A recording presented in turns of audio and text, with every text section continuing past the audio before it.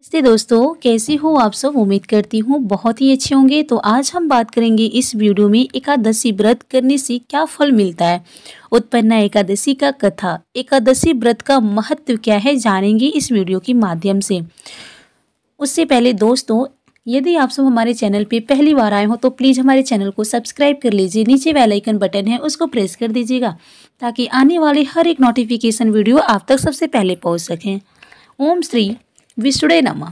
जय श्री कृष्ण। आज हम बताएंगे श्रोताओं, आज इस कथा में हम जानेंगे एकादशी माता कौन है और उनका जन्म कैसे हुआ। हर महीने में 2 एकादशी पड़ती है और हर एकादशी का अपना अपना अलग ही महत्व है। मार्गशीर्ष महीने की कृष्ण पक्ष की एकादशी को उत्पन्ना एकादशी कहा जाता है। मान्यताओं के अनुसार इस दिन एकादशी माता का जन्म हुआ था और इसलिए इस एकादशी का नाम उत्पन्ना एकादशी पड़ा गया। मान्यता है कि इस व्रत को रखने से जीवन में सुख और समृद्धि आती है। पौराणिक कथाओं के अनुसार इसी दिन माता एकादशी ने मुर नामक राक्षस का अंत किया था और एकादशी माता भगवान विष्णु का ही स्वरूप मानी जाती है। जो भी भक्त एकादशी का व्रत प्रारंभ करना चाहता हो उनके लिए उत्पन्ना एकादशी का दिन बहुत ही खास होता है। इसी दिन से ही आप एकादशी व्रत की शुरुआत कर सकते हैं। व्रत करने वाले भक्तों को एक दिन पहले यानी कि दशमी तिथि की रात में भोजन नहीं करना चाहिए। एकादशी के दिन प्रातः काल उठकर स्नान करने के बाद व्रत का संकल्प लेना चाहिए। इसके बाद भगवान विष्णु और भगवान कृष्ण का पूजन करना चाहिए। उन्हें पुष्प, जल, धूप, दीप अर्पित करना चाहिए। इस दिन अक्षत का प्रयोग पूजा में नहीं किया जाता है और भगवान को भी केवल फलों का ही भोग लगाया जाता है। धूप दीपक जलाकर व्रत की कथा पढ़नी और सुननी चाहिए और भगवान विष्णु का ध्यान करना चाहिए।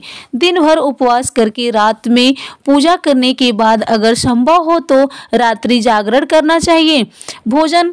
भोजन के दौरान आपको भोजन नहीं करने होते हैं। उस दिन रात में रात्रि जागरण करना चाहिए, भजन कीर्तन करना चाहिए और अगले दिन द्वादशी तिथि को व्रत का पारण करना चाहिए, यानी कि एकादशी का व्रत खोलना चाहिए। व्रत खोलने से पहले किसी भी जरूरतमंद व्यक्ति को या ब्राह्मण को भोजन या फिर दान दक्षिणा देनी चाहिए। इसके बाद ही स्वयं भोजन करके व्रत खोलना चाहिए। इस एकादशी का मुख्य उद्देश्य मनुष्यों के वर्तमान जन्म और पिछले जन्म में उनके हाथों से हुए अनजाने में कोई भी पाप या बुरे कर्मों से मुक्त होना होता है ताकि इस जन्म में उन्हें फिर मोक्ष की प्राप्ति हो सके। पौराणिक कथाओं के अनुसार देव युग में मुर नामक एक राक्षस हुआ करता था जिसने समस्त ब्राह्मण पर विजय प्राप्त कर ली थी। राक्षस मुर ने देवलोक और देवराज इंद्र दोनों को ही पराजित कर दिया था। अपनी पराजय और सभी लोगों पर मुर के उत्पीड़न से चिंतित होकर सभी देवगण भगवान शिव की शरण में जा पहुँचे और अपनी रक्षा करने के लिए विनती करने लगे। भगवान शिव देवताओं से भगवान विष्णु के पास जाने के लिए कहने लगे कि वही आपकी समस्या का निवारण कर सकेंगे।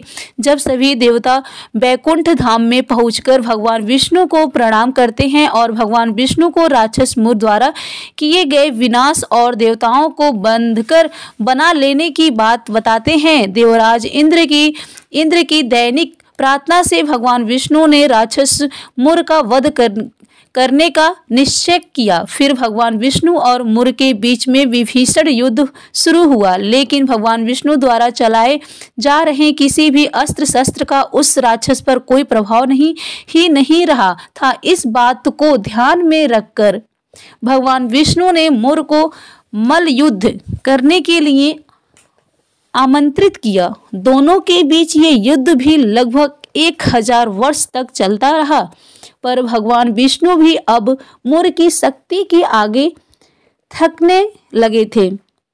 तब भगवान विष्णु ने अपनी ऊर्जा पुनः एकत्रित करने के लिए युद्ध भूमि में से दूर एक गुफा में जाकर विश्राम करने का सोचा। गुफा में विश्राम करते करते जब भगवान विष्णु सोने लगे, तभी राक्षस मुर भी उनका पीछा करते करते इस गुफा में आ गया। भगवान विष्णु को सोता हुआ देखकर वह उन्हें मारने ही वाला था कि तभी भगवान विष्णु के शरीर से एक दिव्य तेज प्रकट हुआ और वह एक स्त्री के रूप में परिवर्तित हो गई।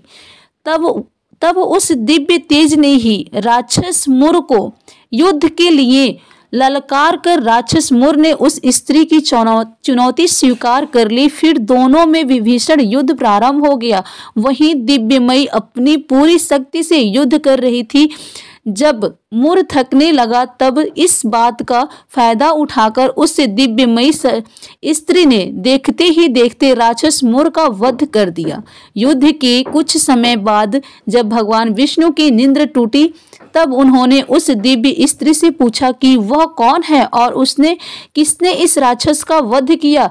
तब वह दिव्य तेज रूपी देवी कहा कि हे प्रभु, यह मुर नाम का राक्षस आपका वध करने जा रहा था। तब मैं आपके शरीर से प्रकट हुई और उस राक्षस का मैंने वध कर दिया। यह सुनकर भगवान श्री हरि अत्यंत प्रसन्न हुए और उन्होंने देवी से वरदान मांगने के लिए कहा, जिस पर देवी ने कहा कि मेरे उत्पत्ति का यह दिन है प्रभु मंगल सूचक होना चाहिए, जिससे कि आपका भक्त जब अपने निवास की कामना करे तो शीघ्र पहुंच सके और आपके साथ ही भक्त मेरी भी इस दिन पूजा करने का मोक्ष प्राप्त कर सके। तब श्री हरि ने वरदान देकर उस देवी का नाम एकादशी रख दिया और कहा कि आज से जो भी भक्त मुझे प्रिय होंगे वह तुम्हें भी प्रिय होंगे। तभी से इस दिन को उत्पन्ना एकादशी या उत्पत्ति एकादशी के नाम से जाना जाता है। माना जाता है कि इस दिन से सभी एकादशी व्रत का भी जन्म हुआ। इसी दिन से एकादशी व्रत की शुरुआत भी की जाती है, क्योंकि यह व्रत बहुत ही कठिन होता है। इस व्रत में पूरे 3 दिन तक नियमों का पालन करना होता है, यानी कि एकादशी तिथि से लेकर द्वादशी तिथि तक कुछ बातों का जरूर ध्यान रखना चाहिए, तभी व्रत का पूर्ण फल प्राप्त होता है। जैसे कि दशमी तिथि को किया गया भोजन शुद्ध और सात्विक होना चाहिए। शाम को सूर्यास्त के बाद इस व्रत में अन्न ग्रहण नहीं किया जाता है। दशमी तिथि को भी मन में ध्यान करके सोना चाहिए कि आप अगले दिन एकादशी का व्रत श्रद्धा और निष्ठा से साथ करेंगे। दशमी तिथि को ही तुलसी दल तोड़कर रख लिए जाते हैं। एक दशमी तिथि को बैगन या मसूर की दाल का या लहसुन प्याज से बने हुए भोजन का सेवन नहीं किया जाता है। एकादशी के दिन सुबह और शाम अपने घर के मुख्य द्वार पर तुलसी जी के पौधों में, केले के वृक्ष में और पीपल के वृक्ष में आपको दीप दान करना चाहिए। इस दिन आप फलों का दान कर सकते हैं, वस्त्र का दान कर सकते हैं, दक्षिणा दे सकते हैं, लेकिन अन्न का दान करने से बचना चाहिए। खासकर चावल का दान इस दिन भूल से भी ना करना चाहिए। एकादशी के दिन यदि संभव हो तो रात्रि जागरण करें, नहीं तो जितनी देर हो सके उनकी देर जागरण करना चाहिए। इस रात को व्रत करने वाले जो व्रती हैं उन्हें जमीन पर साफ धुले बिस्तर पर ही सोना चाहिए और अगले दिन सुबह स्नान करके विधि विधान से पूजा करके भोजन, अन्न, फल, वस्त्र, दक्षिणा आदि का दान देकर फिर अपना व्रत खोलना चाहिए। व्रत हमेशा शुभ मुहूर्त में ही खोलना चाहिए। पहली बार व्रत प्रारंभ करने पर व्रत की संख्या का संकल्प भी जरूरी लेना चाहिए। संख्या पूरी हो जाने पर व्रत का उद्यापन भी करना चाहिए। उद्यापन कभी भी चातुर्मास के समय नहीं किया जाता है। चातुर्मास के समय नहीं, मार्गशीर्ष का महीना किसी भी एकादशी पर व्रत को प्रारंभ करने या फिर उद्यापन करने के लिए उत्तम माना जाता है। पीरियड्स हो जाने की अवस्था में जो भी महिलाएं या कन्या हैं उन्हें एकादशी का व्रत बीच में नहीं छोड़ना चाहिए। आपको नियम पूर्वक व्रत करना चाहिए, उन सभी नियमों का पालन करना चाहिए। बस खुद से पूजा नहीं करनी चाहिए। ऐसे समय में भी आप भगवान विष्णु की पूजा मानसिक रूप से कर सकते हैं। मन ही मन भगवान के मंत्रों का जाप, विष्णु चालीसा का पाठ या व्रत की कथा भी बढ़िया सुन सकते हैं। अशुद्ध अवस्था में भी कोई भी पुराण की कथा आप सुन सकते हैं। ऐसा करने से कोई दोष नहीं लगता। शाम के समय भी आप खुद भोग न लगाकर अपने ही किसी परिवार के सदस्य द्वारा भोग लगाकर अगले दिन जो भी दान दक्षिणा आती है उसकी सामग्री का दान किसी और से भी करवा कर खुद व्रत खोल सकते हैं।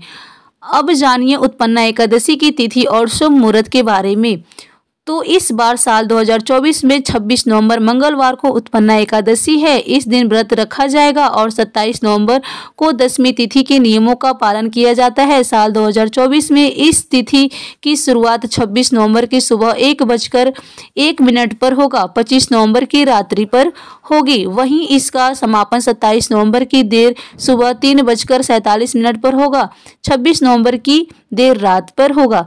यानी उदया तिथि के अनुसार एकादशी तिथि 26 नवंबर को ही रहेगी। इसमें उत्पन्ना एकादशी का व्रत 26 नवंबर को ही रखा जाएगा। तो जितने भी वैष्णव जन हैं, भगवान विष्णु को या भगवान कृष्ण को पूजने वाले हैं जो लोग हैं, वो 26 नवंबर को ही एकादशी का उपवास रखेंगे एकादशी के दिन। क्योंकि तुलसी जी में जल अर्पित नहीं किया जाता है, तो एक दिन पहले ही आप तुलसी जी में शाम को सूर्यास्त से पहले जल जरूर अर्पित करें। द्वादशी 27 नवंबर को सुबह 3:48 पर शुरू होगी और 28 नवंबर की सुबह 6:24 पर समाप्त होगी।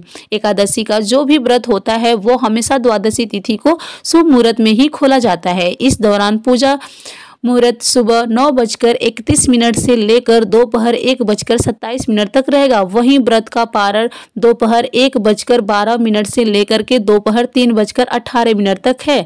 हरिवास के समय व्रत नहीं खोला जाता है। हरिवास समाप्त होने का जो समय है वो लगभग सुबह 10:26 तक हो जाएगा। व्रत खोलने को व्रत पारण करना कहते हैं और व्रत हमेशा शुद्ध सात्विक भोजन से या फलों से ही खोला जाता है। भगवान को तुलसी दल या जल का मौसमी फलों का भोग लगाकर फिर आप अपना उपवास खोल सकते हैं। एकादशी व्रत से जुड़े कुछ और नियम चलिए जानते हैं। यहाँ पे हरिवास का समय द्वादशी व्रत के दौरान होता है। धार्मिक मान्यताओं के मुताबिक जब एकादशी तिथि 2 दिन उदया तिथि में होती है तो हरिवास योग बनता है। हरिवास में पारण नहीं किया जाता है क्योंकि इससे पूरे फल नहीं मिलता है। पारण के लिए मध्याह्न का समय अच्छा माना जाता है। एकादशी व्रत की शुरुआत एकादशी रात्रि में होती है और पारण द्वादशी को होता है। व्रत का पारण हमेशा अगले दिन सूर्योदय के बाद करना चाहिए। पारण द्वादशी तिथि खत्म होने से पहले करना होता है। अगर द्वादशी तिथि सूर्योदय से पहले ही खत्म हो जाए तो पारण सूर्योदय के बाद किया जाता है। सूर्योदय के समय स्नान करके भगवान सूर्य को अर्घ्य देना चाहिए। दशमी के साथ मिली हुई एकादशी विधि मानी जाती है। वैष्णवों को योग्य द्वादशी मिली हुई एकादशी का व्रत करना चाहिए और त्रयोदशी आने से पहले व्रत का पारण करना चाहिए। जय श्री कृष्णा।